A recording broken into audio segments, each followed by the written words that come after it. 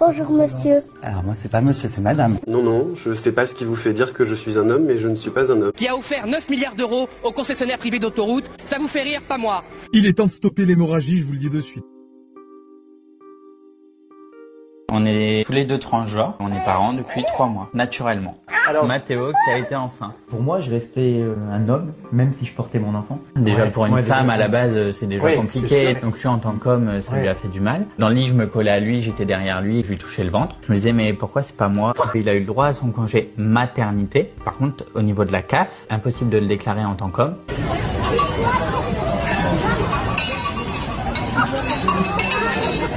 Vous me trouvez belle? D'accord.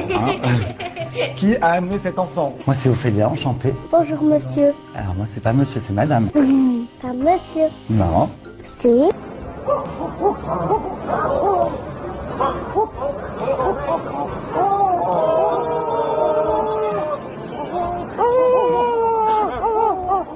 Vous n'êtes pas un homme. Ah non, non, non, je sais pas ce qui vous fait dire que je suis un homme, mais je ne suis pas un homme. Votre apparence? Ah bon? Ah bah il faut pas confondre identité de genre et expression de genre, sinon on va déjà mal partir. Alors comment vous définissez-vous? Comme non-binaire. Comme non-binaire? Oui. D'accord, mais ni masculin ni féminin. C'est ça. Non mais c'est intéressant qu'on interroge tous nos propres stéréotypes autour de la table, parce que sans même m'avoir posé la question, vous supposez que je suis un homme. Seulement par mon apparence, vous estimez que je suis blanc. Là, on se rend vraiment compte dans le monde dans lequel on vit. Comment on a pu en arriver à vivre dans un monde pareil? Moi, je pose juste la question de la manière la plus honnête. À avoir ce genre de choses dans les écoles, dans la rue, et avoir un type assis sur un plateau qui, si on en croit la science, dirait qu'il est de sexe masculin, mais a priori, lui, il vient, contre tout avis scientifique, affirmer le contraire. Donc je pose simplement la question, comment on a pu en arriver à vivre dans un monde pareil?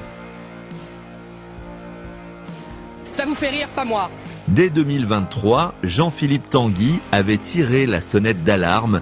Selon lui, les concessions autoroutières étaient devenues un scandale d'État. Mais aujourd'hui, où en est-on? Rien n'a changé. Les péages explosent, les dividendes pleuvent et l'État continue de fermer les yeux. Les mois passent et plus rien ne justifie votre refus obstiné de reprendre le contrôle des prix des péages que le secrétariat général du gouvernement aurait dissimulé par un faux, l'indigence des documents de travail qui vous ont permis de négocier un accord en 2015 avec les concessionnaires d'autoroutes. Vous étiez alors, Madame Borne, directrice de cabinet de Ségolène Royal, et vous avez établi avec l'ombre d'Emmanuel Macron, Alexis Kohler, un accord scandaleux qui a offert 9 milliards d'euros aux concessionnaires privés d'autoroutes, dont la société Eiffage. Or, Madame Borne, vous avez dirigé la branche des concessions d'autoroutes pour Eiffage entre 2007 et 2008. Ça vous fait rire, pas moi. Comment avez-vous pu mener de telles négociations alors que vous étiez en conflit d'intérêts évident à la tête de ces concessions, Madame Borne? Comment pouviez-vous ignorer les bénéfices intolérables qu'Eiffage faisait sur les péages? Pourquoi n'avez-vous rien fait pour établir la justice, ni comme directrice de cabinet, ni comme ministre, ni comme première ministre? Pire encore, alors que vous étiez ministre des Transports, vous avez attribué la concession de l'A79, un contrat juteux de 500 millions d'euros avec une concession de 48 ans garantissant un rendement juteux de 5 à 10%. Qui a obtenu cette concession? Eiffage. Qui peut croire encore à votre impartialité? Aussi ma question est simple, êtes-vous au service des Français ou d'Eiffage?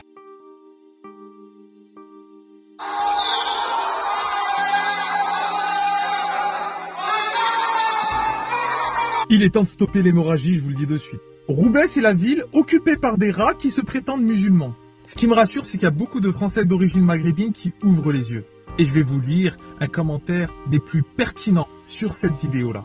C'est la faute des mecs de cité si notre communauté subit du racisme. C'est sauvage et inculte et cela nous fait honte. Leur comportement renforce des stéréotypes négatifs qui nous nuisent à tous.